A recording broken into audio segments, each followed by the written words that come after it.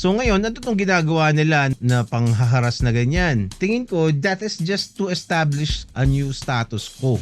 Kung gusto nyo pa rin pumunta, mahihirapan kayo. We're gonna make it hard for the Philippines to sustain these outposts dito sa mga kinakamkam namin. Bawa, katulad dun sa Ayungin Shoal, nadala pa rin naman nila yung mga resupply. Pero mahirap na. Hindi na to kasing dali nung dati. Tingin ko, pangaharas lang yan to test the result. Kasi kung let's say, biglang dahil, ang hirap naman kasing bigyan ng mga resup yung mga mangingisda doon tsaka yung mga sundalo doon sa outpost, di wag na lang nating ituloy. But of course, that will not be acceptable to the Filipino people. China's message here is tingnan natin kung gaano kayo katibay para i-maintain pa rin itong mga isla na to na nagiging problema nyo na lang.